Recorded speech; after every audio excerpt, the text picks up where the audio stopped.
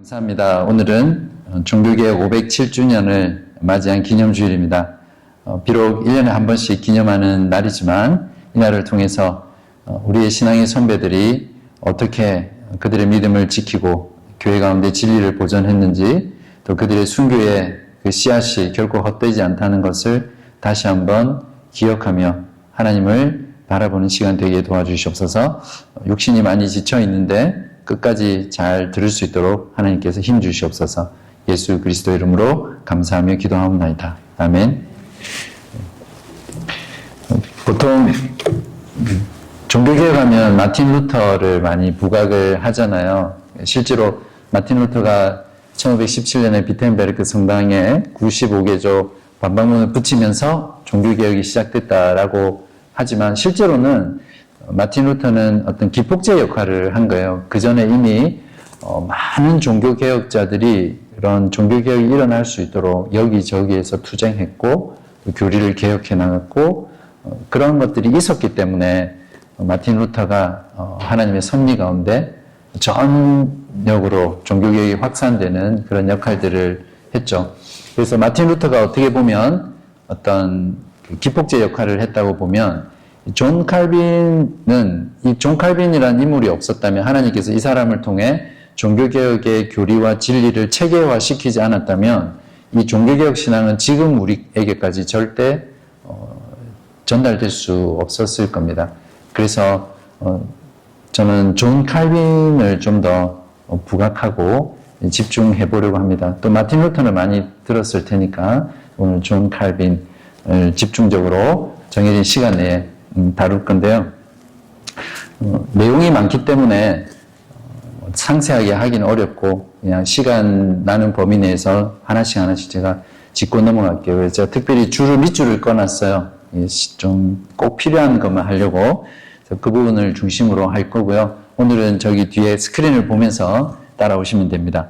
먼저 칼빈주의란 무엇인가에 대해서 좀 알아야 되는데, 설교의 황태자로 알려진 19세기 침례교 설교가인 찰스 헤돈 스펄전이라는 유명한 목회자이면서 또 설교자 또 저자가 있습니다. 그분이 칼빈주의에 대해서 어떻게 말을 했냐면, 한번 잘 보십시오. 소위 칼빈주의를 설교하지 않으면 그리스도 및 십자가에 못 박히신 그리스도를 설교하는 일 따위는 없다고 나는 생각한다. 벌써 이 표현 속에 칼빈주의가 복음이라는 것을 말하고 있죠. 칼빈주의는 별칭에 지나지 않는데 칼빈주의는 복음이고 그 외에 다른 것도 아니기 때문이다. 그래서 칼빈주의라는 것 자체에 대해서 우리가 너무 알러지 반응을 일으킬 필요는 없어요. 그런 의미에서 칼빈주의는 복음하고 같다. 복음을 설교하려면 행위가 아니라 믿음으로 의롭게 됨을 설교해야 하고 은혜를 베푸시는 하나님의 주권을 설교해야 하고 여호와의 선택하시고 불변하시고 영원하시고 승리하시는 사랑을 찬양해야 한다. 복음을 설교하려면 우리 했던 겁니다. 칼빈의 5대 강령에서 그리스도가 십자가 위에서 성취하신 하나님의 예정을 입은 선택된 백성의 특별 구속에 또 복음의 기초를 두어야 한다. 나는 성도가 부르심을 받은 후 배교할 수 있다는 복음을, 맞습니까? 한 번 구원은 영원한 구원이에요? 아니면 구원에서 떨어질 수도 있어요. 오늘날 많은 복음주의 안에서는 한 번 구원은 영원한 구원이 아니다 이렇게 가르치거든요. 근데 스펄전은 복음에 대해서, 칼빈주의에 대해서 말하면서 나는 성도가 부르심을 받은 후에 배교할 수 있다는 복음을, 예수를 믿었던 하나님의 자녀들이 저주의 불 속에 타는 고통을 당한다는 복음을 도무지 이해할 수 없다 이렇게 말했습니다. 이것이 바로 칼빈주의다 표현하고 있는 거죠. 그리고 칼빈주의라고 했을 때는 칼빈이 가르치는 성경적 가르침과 신학을 따르는 것이다. 자, 하나님의 거룩한 말씀 외에 다른 어떤 곳에서도 하나님을 찾지 말고 하나님의 말씀에서 촉발되지 않는 하나님의 모습에 신경 쓰지 말고 하나님의 말씀에서 비롯되지 않은 그 어떤 것도 이야기하지 말아야 함을 명심하자. 그러니까 칼빈주의는 어떤 또 다른 하나의 어떤 파나 그룹이 아니라 복음하고 동일한 것이고 가장 성경적이고 말씀에서 나온 진리의 체계 또 교리의 체계 신학이다 이렇게 이해를 하시면 됩니다. 그래서 칼빈주의는 세 가지 기초가 있는데요. 헌신, 교리, 영광의 창가 이 세 가지입니다. 첫 번째 헌신이 뭐냐면 감성으로 성경의 하나님께 헌신하는 거예요. 칼빈주의는 우리 지정의 있죠. 우리의 감정까지도 내 마음대로 화내고 내 마음대로 분노하고 내 마음대로 슬퍼하고 하는 것이 아니라 이 감정조차도 내 것이 아니라 하나님 것이라고 생각하고 하나님께 헌신하는 거예요. 이게 칼빈주의의 아주 중요한 기초고요. 그다음에 지성으로 하나님에 대한 성경적 교리를 추구하고 전 존재를 다해 영광의 찬가를 바친다. 이 말은 뭐냐면 칼빈주의 또는 개혁주의는 모든 삶이 하나님의 영광을 위해서 존재하는 거예요. 저와 여러분의 삶의 존재 이유와 목적도 나의 만족, 나의 기쁨, 나의 영광을 위해서가 아니라 오직 하나님의 영광을 위해서 존재하는 거고 그 영광을 위해서 인생을 살아가는 것이 신자의 도리다 이렇게 생각하고 사는 것이 칼빈주의입니다. 우리가 정말 이 신앙에 헌신되어 있다면 정말 순수한 그 복음 신앙이 되겠죠. 자기를 철저히 부인하고 하나님의 영광을 위해서 존재하는.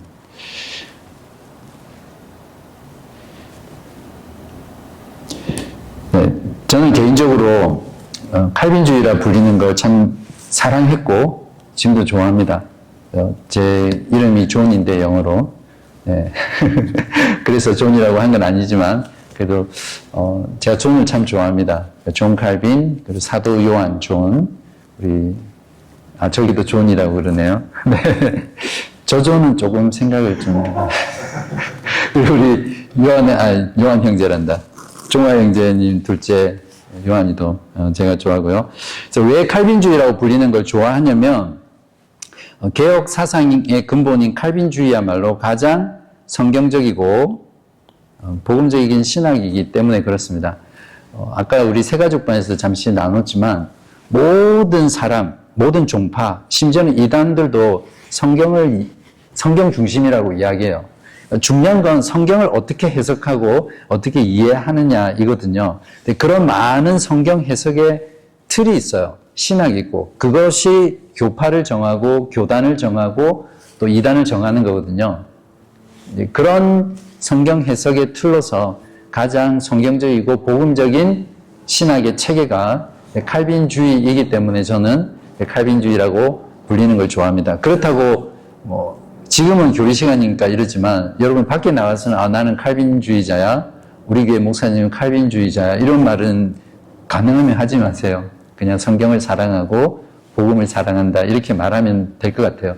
그런 여러 가지 것들과 구별하기 위해서 필요할 때 칼빈주의다 또는 개혁주의다 이렇게 표현하는 거죠. 근데 보통 때는 이런 용어들을 사용하면 오해받을 수 있고 또 오히려 어떤 나는 바르고 너는 아니야 이렇게 만들 수 있기 때문에 가급적이면 평소에는 쓰지 마세요. 그냥 교리 공부할 때만 쓰시기 바랍니다. 이제 칼빈은 그러면 어떤 인물인가 또 잠깐 살펴보겠습니다. 칼빈이 프랑스에서 태어난 건 아시죠? 네, 프랑스 출생이고요. 또 프랑스 말과 라틴어를 완벽하게 하는 그런 이중 언어자입니다. 자, 칼빈에 대해서 여러 가지를 말할 수 있지만 좀 어떤 특징적인 걸 주제로 해서 칼빈에 대해서 말씀을 드릴게요. 칼빈은 굉장히 경건한 목회자나 신학자이기 전에 경건한 그리스도인으로 유명합니다. 칼빈의 성격은 내성적이고 또 소심하고 또 정말 유머가 없었대요. 유머 제로. 그리고 엄격했고 타협을 안 했습니다. 그래서 제가 좀 찾아봤는데 MBTI 성격 테스트 하면 INTJ? 그 정도 될 것 같아요. 여기서 INTJ 있으세요? 너무 신뢰할 필요는 없지만 그래서 칼빈은 자기 스스로도 거칠고 수줍음 많고 기질적으로 항상 이 외진 곳 있죠. 밥을 먹어도 혼자 어디 구석에서 먹는 그런 걸 좋아했던 사람입니다. 그걸 외로워한 게 아니라 그런 아주 기질적으로 그렇게 타고난 거죠. 그래서 칼빈의 삶을 형성했던 두 가지 자각이 있는데요. 하나는 자신의 삶에 일어나는 모든 것이 하나님의 주권이다. 그것이 고통이든 또 비참함이든 즐거움이든 기쁨이든 그 무엇이든 자신의 삶에 일어나는 모든 것이 하나님의 섭리, 하나님의 주권이다. 이렇게 신앙을 가졌습니다. 그래서 칼빈은 이 섭리의 신앙에 있어서는 그 어떤 신학자보다도 탁월한 신학자예요. 칼빈의 기독교 강요의 섭리 파트를 읽으면 저 개인적으로 정말 이렇게 강력하게 추천하고 싶은 거는 가슴이 절절할 정도로 가슴이 뜨거워지고 공감되고 그런 내용으로 섭리의 신앙을 가르치고 있습니다. 두 번째는 평생 자신의 삶 속에서 그리스도의 형상으로 변해가는 것이 자신의 신앙의 가장 중요한 목표였고 또 그렇게 살았던 사람입니다. 그래서 칼빈은 경건을 어떻게 정의했냐면요. 제가 참 좋아하는 문구이기도 하고요. 기독교 강요 1장에 보면 이런 말씀이 있습니다. 나는 하나님의 은혜를 아는 지식에서 나오는, 이게 중요합니다. 하나님의 은혜를 아는 지식, 지식에서 시작하는 거예요. 그 지식에서 나오는 그분께 대한 사랑, 그 다음에 두려움을 결합시킨 것이 경건이다. 이것이 참된 경건입니다. 참된 경건이란 하나님의 말씀을 통해서 하나님의 은혜가 무엇인지를 아는 그 지식으로부터 하나님을 향해서 두려운 감정, 이 두려움은 마치 폭군 앞에 두려워서 벌벌 떠는 그런 두려움이 아니라 그 대상에 대한 경외심, 존경함 이런 것들이 들로 인해서 나오는 두려움이에요. 그 두려움과 그 하나님에 대한 사랑, 이것이 결합된 것이 경건이라는 거죠. 여러분의 경건을 한번 돌아보십시오. 여러분 정말 하나님을 향한 두려움이 있는지 이 사랑이 있는지. 근데 그 두 가지는 하나님의 말씀에서 나오는 태도입니다. 그래서 칼빈의 신학은 그리스도인의 삶에 대한 것이었고 또 그리스도의 삶을 살게 하는 신학이었어요. 그 자신이 하나님을 정말 깊이 사랑했고요. 또 그리스도의 십자가를 지는 자기 부인의 삶을 살았어요. 조금 뒤에 시간이 허락하는 한 그의 생애를 보겠지만 평생 하나님의 은혜에 감사하고 자신이 죄인이라는 것을 고백하고 자신의 삶의 존재의 목적을 오로지 하나님의 영광에 두었던 그런 사람이었습니다. 그래서 칼빈의 많은 책들도 그렇지만 특히 기독교 강요란 책을 읽어보면요. 어려운 책 같은데 정말 감동이 있는 책이에요. 두 번째는 이제 종교개혁가로서의 칼빈인데요. 칼빈의 기독교 강요는 이 칼빈이라는 사람을 종교개혁의 그냥 센터로 바로 집어넣은 이런 아주 결정적인 역할을 했고요.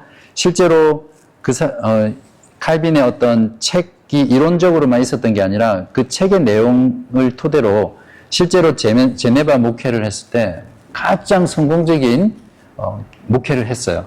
그래서 그런 부분에서 목회자로서 또 종교개혁자로서 칼빈으로 인정받고 있고요.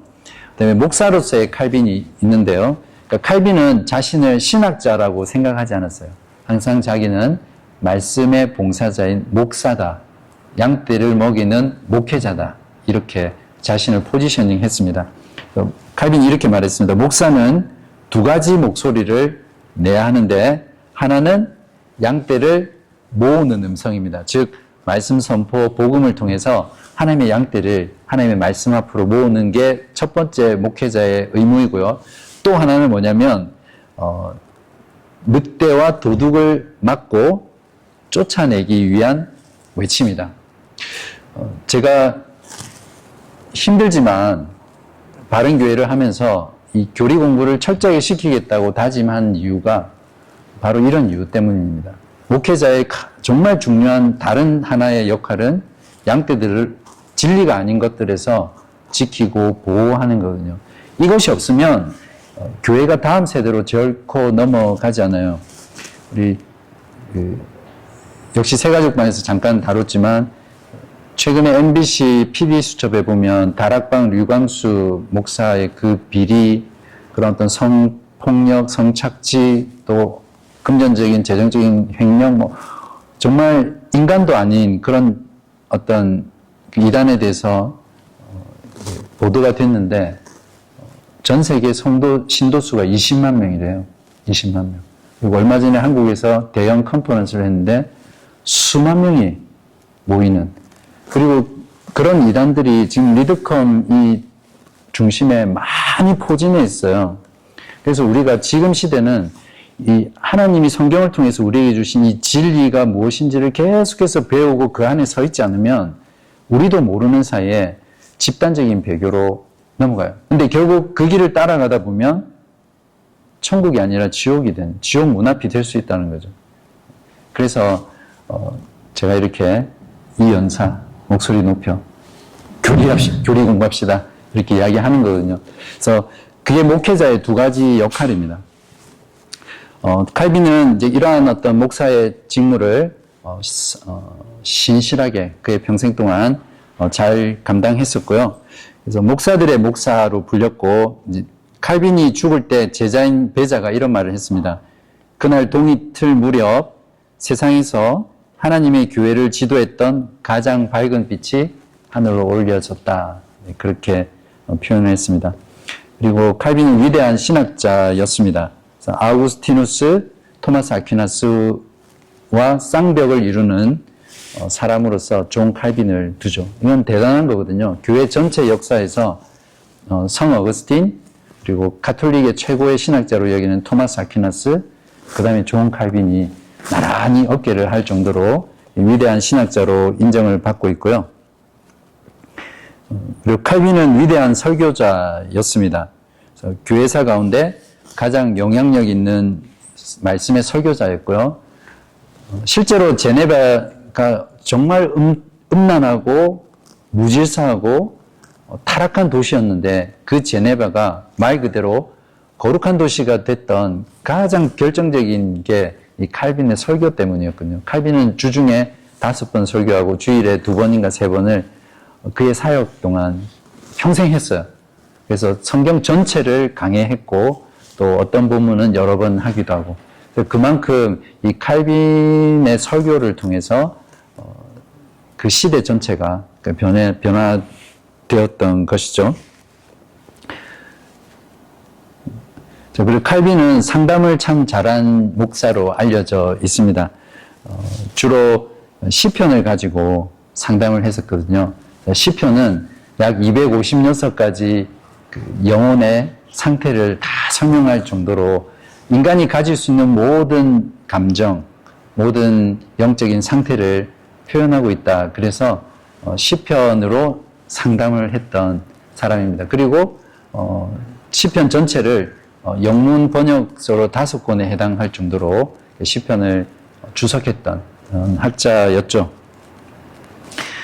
그리고 작가로서도 탁월했었는데 잘 아시겠지만 기독교 강요라든지 또 주석, 그분의 설교, 강의, 편지, 4,000통에 가까운 그런 편지들을 통해서 글을 정말 탁월하게 썼던 사람이고, 또 나중에 나오겠지만 이 법학 박사 학위를 받은 사람이거든요. 탁월한 법학자예요.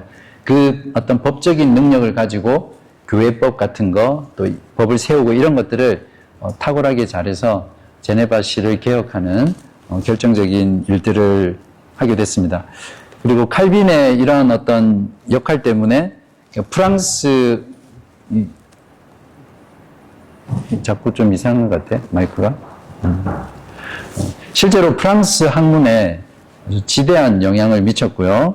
그리고 프랑스어가 정말 고급적인 그런 문화적 수준으로 올라가게 하는 역할을 한 게 칼빈이었습니다.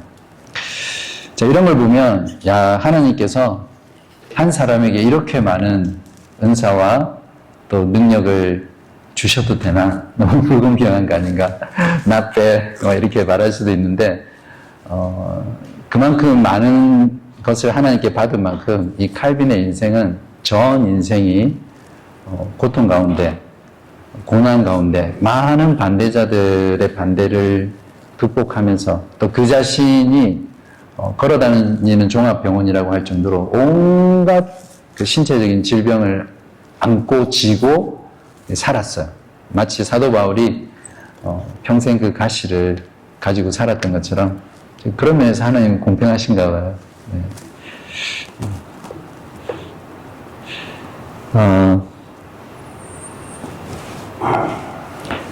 10분 내로 칼빈의 생을 정리하도록 하겠습니다. 1509년 프랑스 류아용이라는 곳에서 태어났고요. 이 보시는 사진은 칼빈의 생가입니다. 그리고 엄마가 참 이뻤다고 합니다. 네, 그래서 칼빈의 엄마랑 결혼한 그 아빠 제레드 칼뱅 보고 그 동네 사람들이 저 사람은 복이 참 많아 이러면서 그 정도로 출중한 미모를 가진 아내를 엄마로 뒀고요. 그것보다 이 칼빈의 엄마가 뭐 개혁주의 신앙은 아니었지만 정말 경건하게 자녀를 키워서 칼빈이 그 엄마의 영향을 많이 받았습니다. 교회사를 보면 뭐 언젠가 한번 위대한 종교개혁 여성들 뭐 이런 것들을 뭐 할 수가 있겠지만 제 개인적인 견해는 아빠의 신앙보다는 엄마의 신앙이 자녀들의 신앙에 결정적인 역할을 하는 것 같습니다. 그래서 엄마가 하나님을 사랑하고 말씀을 사랑하고 경건하면 그 자녀들은 그렇게 될 가능성이 굉장히 높아요. 성 어거스틴 같은 것도 모니카도 그렇잖아요. 그 엄마의 기도, 그 엄마의 헌신이 있었기 때문에 그 어거스틴, 그 방랑자 어거스틴이 회심해서 교회사 속에 위대한 일을 남겼거든요. 교회사를 보면 그런 엄마의 신앙 때문에 그 자녀가 위대한 하나님의 쓰임을 받는 경우들이 참 많습니다. 네. 칼빈은 참 공부를 잘했어요. 그리고 열심히 했고 어린 나이에 많은 학문을 통달할 정도로 공부를 열심히 했고 또 공부를 잘했던 사람입니다. 공부에 은사가 있는 거죠. 그래서 많은 좋은 대학들이 나왔고요. 또 근데 이러한 어떤 공부들을 하면서 여러 사람들을 만나게 되는데 그 만남을 통해서 종교개혁을 진행하는 아주 결정적인 사건들이 많이 일어나요. 그리고 함께 종교개혁을 하게 되고 그런 것들을 보면서 이 만남이 얼마나 중요한가, 이 만남의 축복. 그래서 하나님께서는 어떤 만남도 우연한 만남이 없다는 거죠. 그래서 저와 여러분이 만난 것, 또 여러분끼리 만난 것도 하나님의 섭리 가운데 만나게 하신다고 저는 믿습니다. 잠에서 깨라고. 그리고 칼빈의 회심에 대해서 잠깐 말씀드리면 칼빈은 자신의 회심을 별로 중요하게 생각하지 않아요. 그리고 언제 몇 날 며칠 내가 회심했다 이런 말을 하지 않아요. 반면에 루터는 자신의 회심 사건을 아주 극적으로 표현하거든요. 그런 면에서 어떤 면에서 나의 회심을 간증할 때는 참 조심해야 되는 거죠. 회심이라는 거는 어떤 천편일률적이지 않거든요. 어떤 사람은 점진적으로 오랜 세월 동안 회심하는 경우도 있고 어떤 사람은 특별한 사건이 있는 경우도 있기 때문에 내가 특별한 체험, 특별한 경험을 했다는 것을 회심의 어떤 체험으로 간증을 하게 되면 그 회심 자체가 너무 이렇게 포커스 되고 그렇게 회심하지 못한 사람들은 나는 회심하지 못한 건 아닌가? 저런 걸 보면 이렇게 생각할 수 있기 때문에 칼빈의 회심 스토리를 보면서 우리가 내 개인의 회심 사건을 너무 부각시키지 말아야겠다 이렇게 볼 수 있겠죠. 그래서 실제로 칼빈은 이 종교개혁의 활동을 하면서 도피 생활을 하게 됩니다. 그리고 많은 어려움들을 당하게 되는데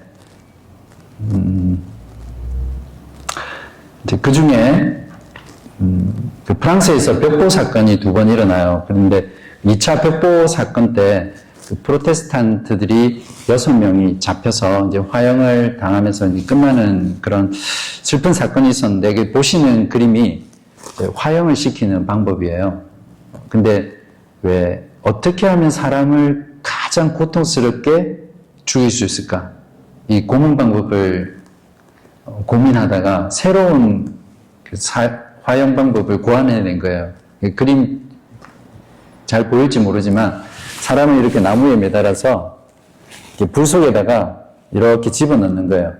그 사진을 보면 나와요. 그래서 엄청 고통스럽잖아요. 근데 죽지 않을 정도로 다시 빼. 그래서 또 집어넣고 이렇게 해서 죽였던 사건이 이 2차 벽보 사건입니다. 칼빈은 이러한 것들로 인해서 도피 생활을 하다가 바젤에서 이 소식을 들으면서 가슴이 찢어지고 또 그 중엔 자기의 동료들도 있었기 때문에 기독교 강요를 써야 되겠다. 이렇게 해서 그 위대한 기독교 강요가 나오게 되죠. 그래서 기독교 강요는 사도시대 이후 가장 선명하고 가장 강력하고 가장 논리적이며 가장 설득력 있는 기독교 교리 변호사다. 이렇게 인정을 받고 있고요. 제임스 베커는 이렇게 말했습니다.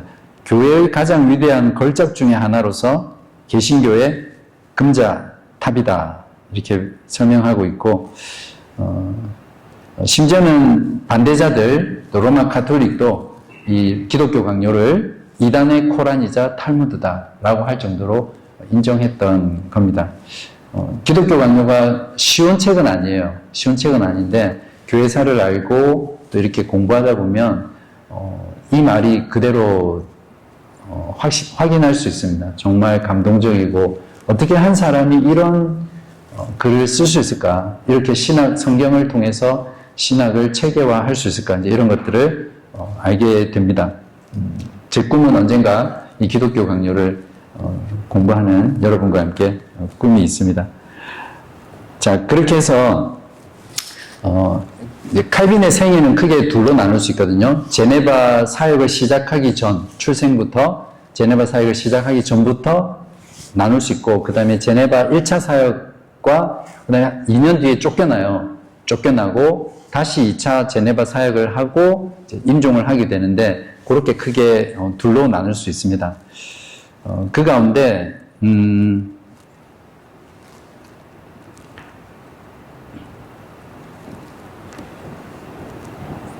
많은 반대를 부딪혔는데 1차 제네바 때 칼빈과 파레를 반대했던 사람들이 칼빈을 어떻게 공격을 했냐면 수염이 더부룩한 그들의 얼굴에 칼빈과 파레를 말합니다. 침을 뱉기도 하고 야유를 퍼붓기도 하고 주먹과 막대기를 휘두르기도 했다. 밤이 되자 그들의 집으로 몰려가서 문을 발로 차고 창문 아래에서 총을 쏘고 상스러운 노래를 귀에 거슬리게 불러댔다. 이 정도로 살해 위협을 하고 증오를 했던 거죠. 그리고 이제 쫓아내려고 부활절에 절대 설교하지 말라고 했는데 칼빈은 담대하게 설교를 합니다. 이제 그랬더니 사람들이 벌떡 일어나서 칼빈을 죽이려고 칼을 휘두르는 거예요. 이제 친구들이 이제 칼빈을 보호하기 위해서 보디가드처럼 이렇게 인간 벽을 쫙 싸고 칼빈을 이제 밖으로 내보내는 그런 사건들도 있었습니다.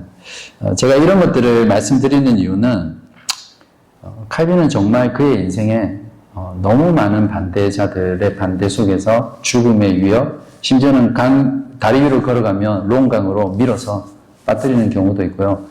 칼빈을 모욕하기 위해서 개에다가 칼빈 이름을 주고 칼빈 일와 이렇게 그러니까 이런 것처럼 이렇게 무시하고 모욕하고 조롱하는 이런 삶이 평생 동안 따라다녔어요. 그래서 칼빈이 고백하는 내용을 보면 하루에도 수백 번 자기는 죽고 싶다. 이런 고백을 하면서 사역을 했던 사람이에요. 오늘 그 설교 내용처럼 예수 그리스도 때문에 저주받고 미움받고 핍박받고 가난하고 줄이고 목마르고 배고프고 울었던 사람이 칼빈이었어요. 칼빈뿐만 아니라 모든 참된 신앙인들이 그렇게 살았죠. 그리고 칼빈은 남편을 잃어버린 그러니까 사별한 여인과 이렇게 회중에 있는 여인과 이들레트와 결혼을 했는데 9년 동안 정말 행복한 결혼 생활을 했습니다. 근데 그 아내에게서 나온 아기가 첫 아기도 죽고 그 다음에 두 아이 둘도 다 죽어버려요. 그리고 나중에는 이들레트 아내까지도 이제 죽게 되는 그런 고통, 또 자신의 여동생이 남편을 버리고 바람을 피우다가 또 쫓겨나고 하여튼 그 인생 자체가 고난의 연속이었습니다. 그리고 칼빈은 지명 수배자 1, 넘버 1, 로마 가톨릭이 잡아서 화형시켜서 죽이려고 했던 전국에 지명 수배됐던 넘버 1이었어요. 그러니까 이 칼빈의 인생이 얼마나 괴로웠겠습니까? 그 부분을 제가 설명을 드릴게요. 그 칼빈은 아까도 말씀드렸지만 걸어다니는 종합병원이라고 했잖아요. 그 자신이 온몸에 온갖 질병들을 다 안고 살았던 사람입니다. 여기 보면 극심한 편두통과 장 문제로 평생을 따라다니며 괴롭혔고 통풍으로 과다한 유산이 담석에 쌓이게 되어 밤에 식은땀을 흘리면서 기침할 때 피가 나오기도 하고 또 이마에 폐결핵 때문에 몸 상태가 계속 안 좋아지는, 또 심지어는 대장에는 기생충이 가득해서 피를 많이 흘리고 또 탈진하는 그런 일들. 여기 보면 정말 너무 안쓰러운데 관절염, 신장결석, 우리 종황이제님 지난주 수술하셨는데 신장결석, 위궤양, 혈루증, 근육경화증, 온갖 합병증, 이런 몸 상태를 안고 끝까지 글을 쓰고 목회를 하고 설교를 했던 사람이 칼빈입니다. 자, 정리하겠습니다. 우리 약속한 시간이 다 됐기 때문에. 그래서 칼빈은 많은 목회자들 또 그 제네바시의 시의원들에 둘러싸여서 아름다운 임종을 맞이했고요. 또 자신의 연약함, 죄됨을 용서를 구하고 또 하나님께 의탁하면서 그 아름다운 임종을 마쳤습니다. 그래서 그 무덤에는 아무런 말도 적지 말라고 해서 지금은 칼빈의 무덤이 어디에 있는지조차 모를 정도로 철저하게 하나님의 영광만을 위해서 살았던 사람입니다. 자, 바로 이 칼빈의 영향으로 이 칼빈의 신학과 신앙이 영국 청교도, 또 네덜란드, 또 미국으로 넘어간 필그림, 이런 신앙들을 형성하면서 가장 성경적이고 정통적인 진리를 보존한 신학으로 지금 우리에게까지 넘어오게 됐습니다. 마지막으로 칼빈에 대한 평가를 하고 마칩시다. 영국의 청교도 지도자인 리차드 백스트가 이제 이렇게 평을 했습니다. 칼빈에 대해서. 나는 사도 시대 이후로 칼빈보다 더 존경할 만하고 가치 있는 사람을 알고 있지 않으며 나는 그의 만물에 대한 판단을 더욱 존경하고 더욱 가까이 접근한다. 찰스 벌저는 여인에게서 태어났던 모든 사람들 중에 칼빈만큼 위대한 사람은 없다. 그의 시대 이전에도 그 이후에도 그와 맞설 수 있는 사람은 보지 못했다. 신학에서 그는 밝게 고정된 별과 같이 빛나는 독보적인 존재이며 다른 지도자와 그의 글은 영광과 영원성을 바라보며 그의 주위를 맴돌 뿐입니다. 거의 뭐 우상처럼 말하고 있는데 실제로 칼빈의 기독교 강요는 지금까지 역사 속에서 이 칼빈의 신학과 이 글을 능가하는 교리서나 조직신학책이 더 이상 나오지 않을 정도로 거의 완전에 가까운 그런 책입니다.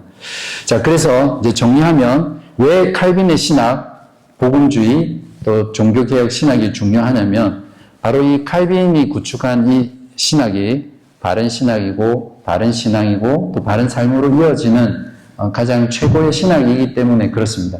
그래서 이 칼빈을 잘 이해하고 또 우리가 이 칼빈주의로 알려진 개혁신앙을 계속해서 추구하는 것이고요. 칼빈 자체를 우상시하면 안 됩니다. 이분도 결국 연약한 인간이기 때문에 우리가 이 칼빈이라는 사람을 성경보다 하나님보다 다른 어떤 것보다 높여서는 안 되겠죠. 하나님께서는 그 연약함을 쓰셔서 그 칼빈이라는 인간을 통해서 하나님의 교회를 진리 가운데 보존해 오셨다는 거 우리가 잘 명심해야 되고요. 마지막으로 칼빈의 그 탁월한 은사 또 하나님께 받은 많은 재능들이 있었지만 그의 전체 삶을 보면 고통으로 점철된, 고난으로 점철된, 또 반대 그리스도로 인해서 고난이 보장된 그런 삶을 살았는데요.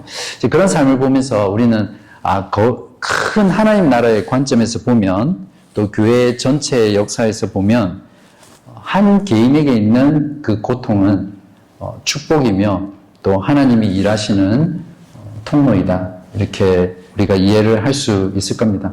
그래서 고통을 통해서 겸손하게 하시고 자신을 낮추게 하시고 끊임없이 하나님만 의지하게 한 거죠. 만약에 칼빈이 이런 고통이 없었다면 어쩌면 칼빈은 그가 가진 그 재능 때문에 더 교만하고 오히려 그가 남겼던 그런 업적들을 남기지 못했을 거라고 생각합니다. 네, 그렇지만 칼빈은 잘 아시겠지만 고통 가운데 너무 힘들어요 하나님 제발 이 고통 좀 거두어 가주세요 이렇게 사는 것이 아니라 전기를 보면 그래요. 고통 가운데 하나님을 즐거워하고 또 하나님이 창조하신 그 세계와 그 인생을 누리고 즐기고 찬송하면서 살았던 정말 신실하고 경건한 신자였습니다. 이것으로 칼빈의 존 칼빈과 그의 생애를 마치도록 하겠습니다. 58분. 제가 기도하겠습니다. 하나님 아버지 감사합니다. 이 시간 종교개혁 기념주일을 맞이해서 존 칼빈의 신학과 사상과 그의 생애를 잠깐이나마 살펴보았습니다. 존 칼빈이라는 사람 너머에서 일하시는 하나님의 그 섭리와 하나님의 손길을 다시 한번 경험할 수 있게 해주셔서 감사하고 하나님께서는 온 세상이 어둡고 또 진리가 무너져 있고 도저히 소망이 없는 것 같은 그런 세상 속에서도 하나님의 사람, 하나님의 경건한 자를 일으키셔서 하나님의 교회를 진리 가운데 보존하시고 다음 세대로 이양하시며 주님 오시는 그날까지 주의 백성들을 구원하실 것임을 다시 한번 확신하게 하시니 감사합니다. 우리가 이 신앙 붙잡고 우리 또한 바른 신앙, 바른 삶을 추구하며 하나님께 영광 돌리며 하나님의 영광을 위해서 나를 부인하고 하나님을 높이는 전생에 되게 하여 주시옵소서. 이 모든 말씀 우리 주 예수 그리스도의 이름으로 감사하며 찬송하며 기도하옵나이다. 아멘.